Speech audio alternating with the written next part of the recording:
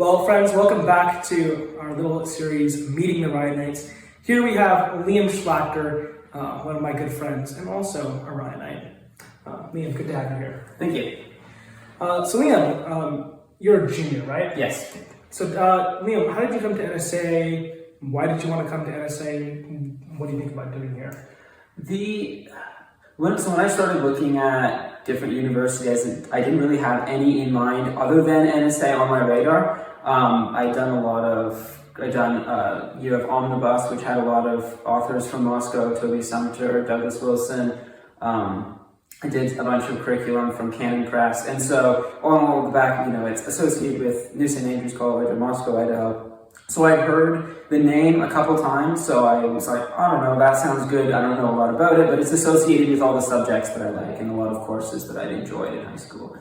So I looked at a bunch of other places too and gave them all a fair shot, but in the end, NSA still kind of kept its first place. And the biggest thing was branding. I felt like a lot of universities did not do a good job of branding themselves because they're like, we do everything, we have all these programs, or come here for community. That was a big one, community, whatever that means. And NSA was very like, no, we're this is the sort of person we're going to make you, this is the sort of education we're going to give you. And I liked that, but even more than that, I understood what I was getting from NSA, and I didn't as much from other places. And so that was, I think, the biggest thing for me. No, there was a lot of factors. I didn't just choose it because they could have said something bad, but I was impressed by the tour. It was associated with a lot of my favorite classes, and I also felt like it would be a good continuation of my high school education. I was homeschooled my whole life. We did more of a Charlotte Mason approach in the elementary years and moved much more classical in the high school years. So I'd done a lot of classical sort of stuff, very literature heavy, language heavy. And so I felt like NSA was a good next step for expanding that as I developed the talents that God had given me and figured out better what I wanted to do with them, what He wanted me to do with them. What's the Charlotte Mason approach? So Charlotte Mason, she was a British educator, and the idea with Charlotte Mason is, you might call it Waldorf, but it's much more structured than that. Well, read a lot of books, read a lot of fiction specifically. So anything that you can, read a story about it as opposed to read a textbook about it. So we did that. I mean, somehow my mom managed to find like stories that taught philosophy, stories that taught economics, as in it's a book with a plot, but they're teaching it to you on the way. We dabbled in some math as well with that.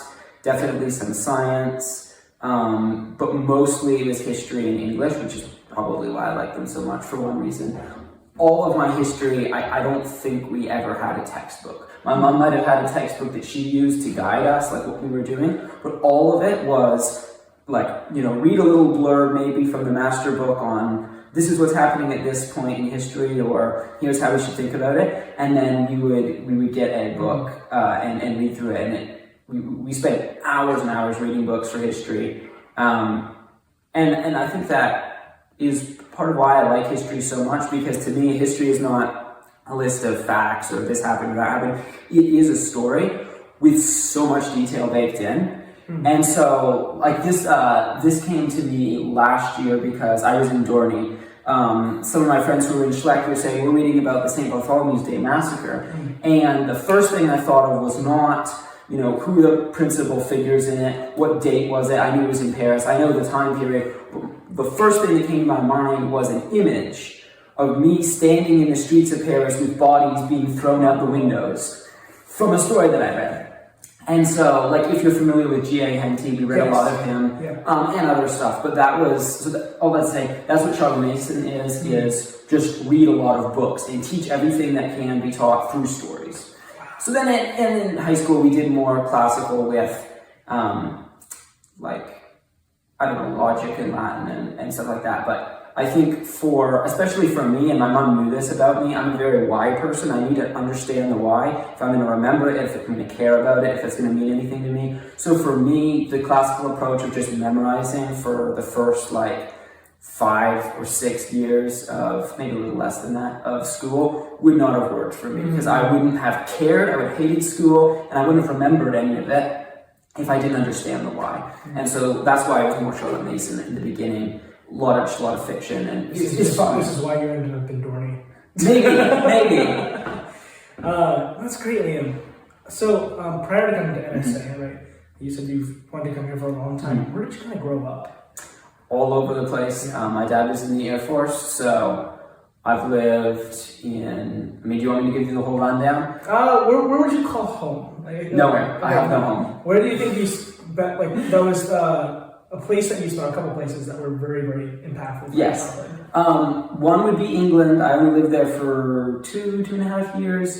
But that was where, so my dad was stationed at a RAF base there. But that was very formational for me because that was where we started homeschooling. So that's where we started this program of history. But alongside that, reading these fictional books. Sunday rolls around, we go to church, we come home, eat lunch. What do you want to do this afternoon? I don't know, let's go see King Henry V's castle. It's 30 minutes over there.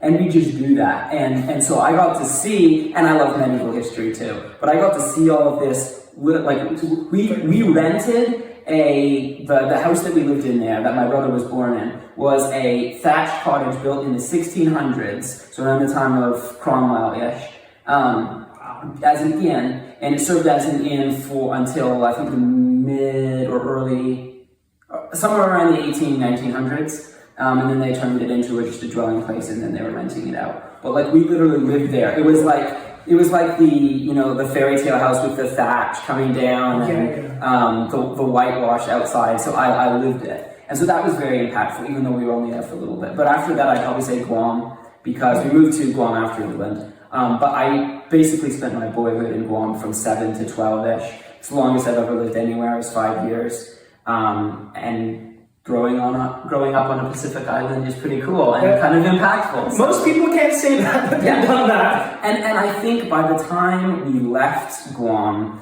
and I was in my high school years, a lot of who I am, or at least the germs of it, were locked in at that point. So, early years, you're just learning the basic human stuff. And high school was still impactful for me, but that was more the development of the things that had already been started. Well, Liam, that's really cool. Getting to the main topic of things, the Ryanites. It's interesting. I mean, you've grown up in, as we call it, the generation of the Ryanites. In other words, you guys as a junior class. Yes. It started with you guys. Well, let me give you Ryan's definition. I want to hear your thoughts on it. Specifically, what you think of it as a historical object within your time at NSA, and perhaps as it may extend farther. But Ryan kind of defined, he used it as a contrast in ways. He said there are some people who come to the school for academics to just learn and just go through the motions and then get a job and come out with a liberal arts degree. And then he said, but then there's some people with ambitions, creativity, artistic skills that come together and want to create something cool. More or less, that's how he phrased it. What do you think of that definition? It's very broad, of course. It seems much more like a community of thinkers, mainly in your class. I would say it's like a history abstract that needs more, as Dr. Dory was saying, nuance. Which is not to diss on Ryan, he's a great friend of mine. Middling proposal, Ryan. I don't think it's wrong. I would like to qualify it, first of all, by saying that I do think there are people who are not Ryanites who do have ambition, do have artistry, and I don't think that Ryan meant that. I think it comes down to the origin of the Ryanites, and I'm going to take a Herodotian approach here. And this was my experience of it as well. So I've never been, and still am not, a social media person. I think I first got WhatsApp when I came here as a part of a different group, but that was basically all that I was on. I didn't want to, I still don't have Facebook. I'm not on Instagram or anything like that. And over Christmas of freshman year, I can't remember how, but somehow I found out that there was a class WhatsApp group. I'm like, oh, okay, that's cool. Somebody, add me, and I jump into the middle of literally World War II, where I'm trying to play a board game with my family, and my phone is over on the coffee table, and it's going, meh, meh, meh, meh, meh, meh, meh, meh. What did I start? But I jumped right into the genesis of the Ryanites. Is that the Alaska? Yes. So this is what's so interesting to me. As far as I can understand, it was some debate that started somehow over whether Alaska or Hawaii was a better state. Ryan was championing Alaska, and then Hawaii was around Noah Hill, but it was mostly Justice. It was like 3 people whose names started with a J, I can't remember. Justice was one of them. And it was fierce for maybe 5 days, even longer than that, but for 5 days my phone was blowing up. Like I would check it about twice a day and see about 100 messages.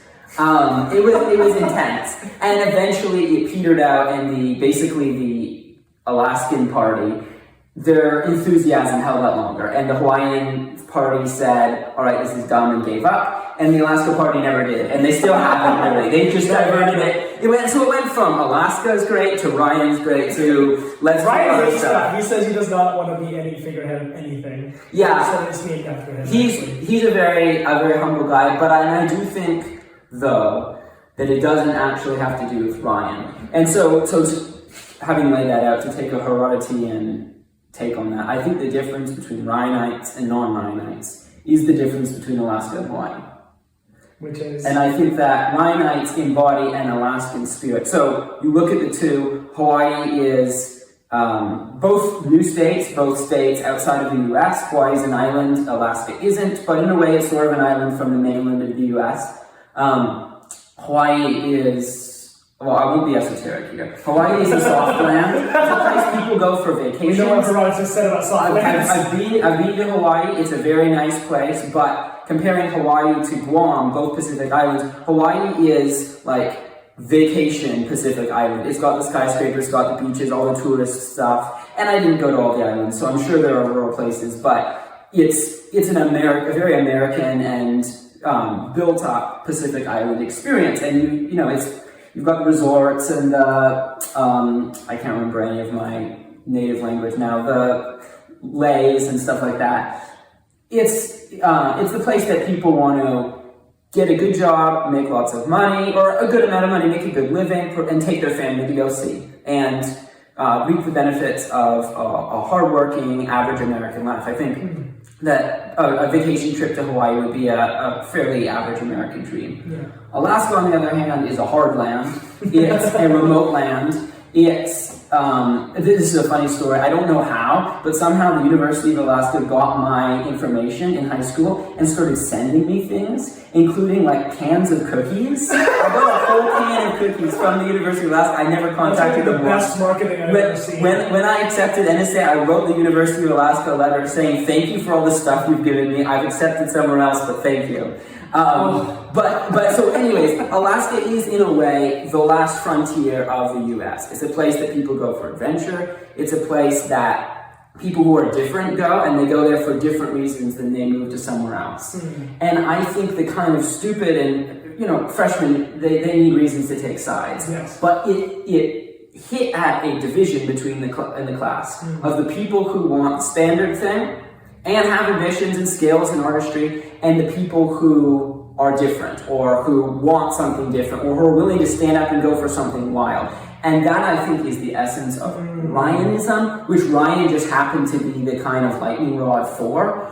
But I do think it comes down to the difference between Alaska and Hawaii. And so Herodotus always starts with the geography. Tocqueville does the same thing. Yeah. And I do think that embodies it or captures it in a large way, that Ryanism is about, it's a sort of frontier, it's about adventurism, it's about trying new things, pushing boundaries, and the world is your oyster. You go to Alaska to try something or to follow your dream. And so Ryanism is, it's not a single thing, which is I think why it's gone through so many iterations, and there's a lot of different members in it who have different dreams, different personalities, but it is an embracing of striking out on your own, a sort of frontier mentality, and doing your own thing, as opposed to the perfectly acceptable standard track of, I'll be a good student, I'll do the average, good Christian NSA student things to do, get a good job.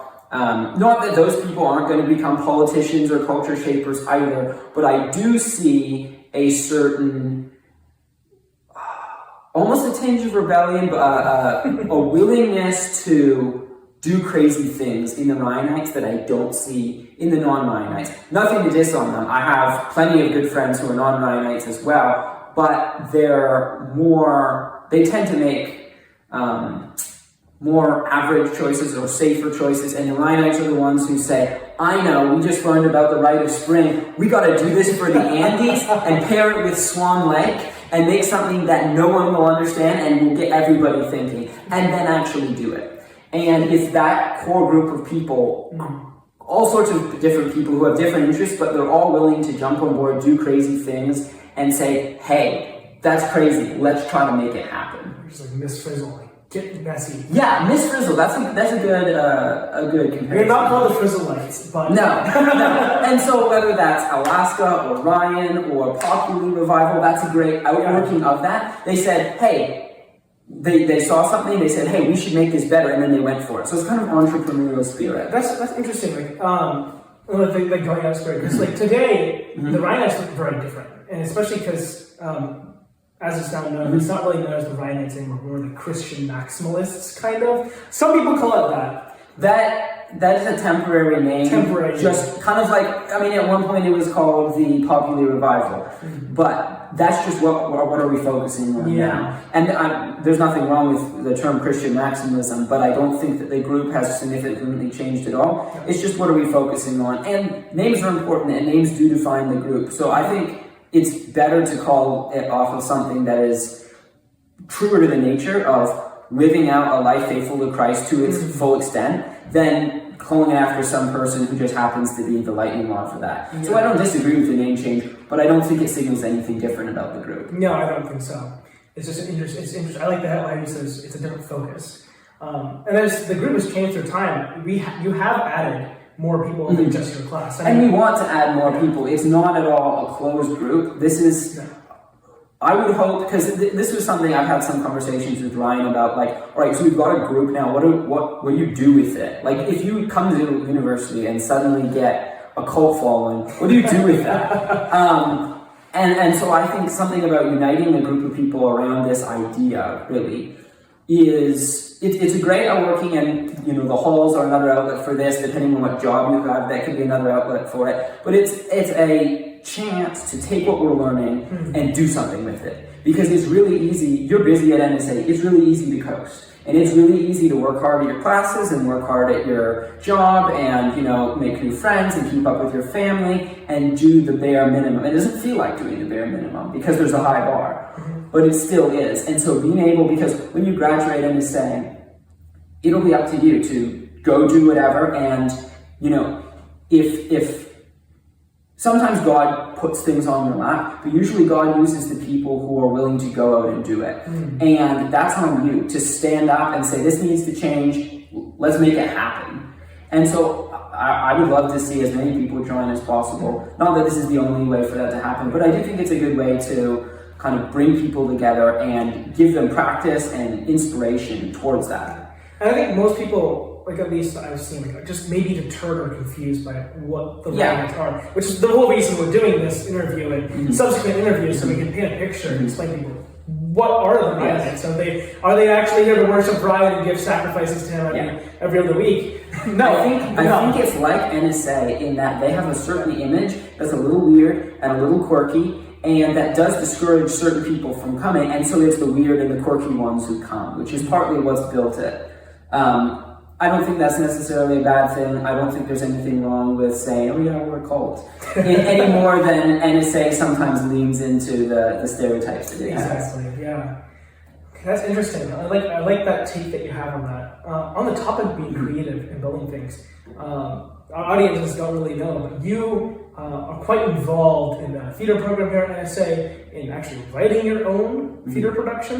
Do you want to tell us a little bit more about your experiences in theater? Because I know you have a lot of thoughts, and that's very interesting to talk about in terms of arts and how that affects the Ryanites. I got started with theater in Guam. It was actually very unique. The church there had the youth pastor / children's pastor had drama experience, And so the classroom had a stage at the front, and every single morning a group of the high schoolers would put on a 10 to 15 minute performance of whatever Bible story the passage was on. So every single Sunday morning there was a skit. Usually the script went out like, Wednesday. You show up to the church an hour early, so you'd have main parts were assigned, you'd have memorized stuff, show up to church an hour early, and then if you just showed up and wanted an extra part, you could kind of just saunter in and be like, hey, can I be like a Pharisee or a farmer or something? But I got involved in that, and so that was every single Sunday. Did that for several years, was one of their main, and then they would do Christmas performance every year, which was a big deal. Like the whole church got involved, brought in a ton of people from the community, and so it's just a neat ministry that church had with drama. But that was what got me started on it. So since then, I've just done community drama when I can. I wouldn't say I'm like the best by any means. It's a very amateur pursuit, but it is something that I have a love for. And some of you who know me may know that I like Shakespeare a great deal. I liked him before I got into drama, but everyone knows the line, all the world's a stage, and all the men and women in it merely players. They have their entrances, their exits and their entrances, and one man in his time plays many parts. And if that is true, which I think it is, if that is true, then it's like being in a performance where you're standing in the back, and there are cues and there are lines. How do you know what your lines are? How do you know what your cues are? When you get shoved out onto the spotlight suddenly, and all of a sudden everyone else on stage is looking at you, are you going to give your monologue well or poorly when it's your cue to give it? And so for me, poetry and acting is a small way to practice that, because I do think life is a show. And there's so many other analogies that you can work out from that. Who is your audience? Who are you performing for? Or do you have an audience of one, being God? And how you relate to the people around you. But I do think it's true, and you could even talk about C.S. Lewis's good pretending, which could be summarized by a line from Hamlet, assume a virtue if you have it not. And so there's all these times in life where acting comes in handy, of knowing the times, knowing the characters, knowing psychology and how different characters think, and then being able to, if you have paradigms for these, recognize those roles in the people around you. And how do I play my part? What are the motivations going on in this scene? What are people's goals? How do I, if I'm feeling a certain way, but I need to act a different way, how do I do that? Because there's appropriate times where you shouldn't say what you think or act the way you're feeling. And having the skills for that has been a very profitable thing for my life. So that's a touch on I think acting is important. Not everybody has to act, but I do think it's a profitable way to spend your time. I assume you would disagree with Magister Griffith about that. Yes. The biggest criticism of acting, and it is a legitimate criticism, is as I would say professional, as in you're on a stage, not just my metaphor. You have to pretend to be bad people, or you have to pretend to be good people doing bad things, and you literally have to act that out. And that's a very valid accusation.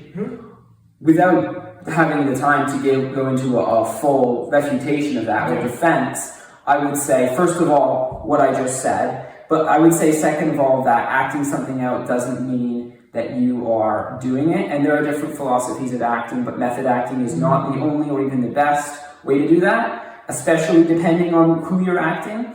But just like we don't think, Plato in his Republic says, talking poetry and songs, that you shouldn't have any bad characters, even in just written stories or vocal songs. You shouldn't have any bad characters. If you have them, they don't get lines. So when it's the good character, you do direct dialogue and you have him give a speech. When it's the bad character, you say, and then the villain walked in, said this, did this, and left, and it's only in the narrator voice. Because for the same reasons, he says, we don't want to be portraying evil. But the Bible portrays evil. And I think that it's important to understand evil. Now, we have the knowledge of good and evil. We've eaten of the fruit. And so it's important to understand evil in order to be able to fight it. And that gets a little bit into the psychology of it is, if you play a villain, Now you have, just like reading a good villain in a story, you understand that better. You understand the temptations of that better. You understand the people who are in those roles in real life better. And that doesn't mean that now you brought a little bit of that evil into your soul if you're acting wisely and going about it in the right way, and rooted in God's word and all of those other things. But it does increase your wisdom. That's good. On that topic, I mentioned earlier that you were working and writing your own, that you've gotten through a couple drafts. So want to tell us a little bit about that? Yeah, it's I began it just as an exercise for myself because I wasn't very good at writing dialogue. So I said, all right, plays are completely dialogue, I should write a play. That will force me to get better at dialogue. So I did, and finished it over the summer, at least a draft of it. So it's I could give it longer or shorter, but the elevator speech is that it's the backstory of the 7 lords that they're looking for in the voyage of the Dawn Treader, where Caspian is sailing out, and he says, we're going to try to find these 7 lords that my uncle Miraz exiled, they went to sea, they never came back. So this is the story, the tragedy of those 7 lords, their voyage, how they drop off one by one on each of the islands where they're found in the voyage of the Dawn Treader. But through that I explore themes from Ecclesiastes, and I think major questions in the world today of a postmodern, post-Christian world. What is worth living, and what are you striving for, and the means to get that? So, what is the purpose of one's life? I mean, having read through it myself, and hopefully one day it'll come to production. We hope. Many of us hope for that little copy. It was really good. But it also kind of plays with the idea, what is the purpose of man? What is the purpose of any journey at all, right? What is the purpose of striving after glory? And there's also a lot of comparisons. Obviously, the Voyage of the Dawn Treader is a Christian voyage, in that the people there are Narnians and believers in Aslan. And these 7 lords were exiled by Miraz, but also they're Talmuds, they don't know Aslan. And so I think there's a lot of even implicit comparisons between that. Like, what would the Voyage of the Dawn Treader have looked like if it wasn't a Christians doing it? Which is not to say that it's just a completely, godless cast, but life is a journey, or you could say a voyage, and this is something that's especially real to me, having moved around so often. Like you asked, where do you consider home? And I said, I don't. So for me, life, that's a metaphor that I understand well, because it very much feels like sailing around, and you stop at different islands, you stop at different ports, and stuff happens, and then you move to the next place. And so it was kind of, so there was some of myself in the play too, but exploring life and those questions of life and what you're working towards through the imagery of a nautical voyage. Interesting. Yeah, it's like it's each person going through their own journey and exploring that. And then also seeing how the motivations that they have end up feeding back to themselves. Like, if I'm going for this, what does that actually get me? Does it get me what I'm wanting? Well, again, I think that ties back to your point of what the core of the Ryanites are, right? Like, we are people who are exploring. We're on a journey, and this is a journey of very, very quirky people being put together. And I think it's interesting that one of the first things the Ryanites did was a stage production of Swan Lake, which I wasn't in, right, of Swan Lake. But yeah, like, you could say we're the cast of buffoons in the background who come in and do our thing. And hopefully, like Shakespeare's Fools, that we have some of those wise lines in there as well. But my hope is that, for me personally and for the other people in the Ryanites, that this would be a workshop to practice those lines and practice stepping forward and delivering monologues and making things happen and growing ourselves in our ability to serve Christ, shape culture, and obey Him well when that call comes and when it is our cue to step forward and give our lines. And really, it's a clarification of what does it mean to be a Rhineite? Why do you call yourself that? Right? Like, know your place on the ship, know your character, your part, right? But part of the reason why we're doing this is because not everyone knows who we are. Not everyone, even within the group, like what are we? I mean, there's been multiple discussions that I've witnessed in the past year, even joining as a freshman. Like, what does it mean? right? Like, why? Who are we? And then people I've talked to, they're like, oh, that person's a Ryanite? I can never see them like that. But again, like these are people that embody what you're saying just in very different ways from what you're showing. Some of the quirkier people wear it as a badge. That's us. And other of them are more quiet, I think. And that's fine. Yeah, but I like your analogy. Like both of it's Alaska, right? It's its own area. It's connected, but it's isolated. And at the same time, it's a bunch of characters, the fools in the background, as you were saying. We'll see how the other Ryanites feel on your description of calling them fools. I was just trying to work with the metaphor that was going. The metaphor, yeah, I did give that one to you. But they don't have to know that. Anyway, Liam, do you have any closing thoughts then on overall of our conversation about the Ryanites, about acting? Any last words you'd like to give? Advice to our audience who are partially Ryanites and mostly non. I would say, like acting, Ryanism is not for everybody, and not everybody is called to it, even though the things that I have said is for, everyone is called to. So I would say find a way to be working those muscles wherever you are. Find a way to push yourself to take on, like, be a mover of something, cause something to happen, like, you know, reviving Populi or tea time or anything. See a need and be an entrepreneur for God and take it on and make a change in the world. Practice being a shaper of culture and practice even just, you know, how to if you want to make something happen, how do we get together a group of people and doing it? It's a super valuable skill. So acting is not for everybody. Ryanism is not for everybody. You can think we're weird and fools, and that's okay. But you should be practicing your lines and thinking about those sort of things and practicing doing great things for God. I can't remember whether it was William Carey maybe, but there's a famous missionary who has a line, expect great things from God, attempt great things for God. And I think that would be a motto that we would all do well to take more upon ourselves. Well, thank you, Liam. Thank you. Wonderful. Yes.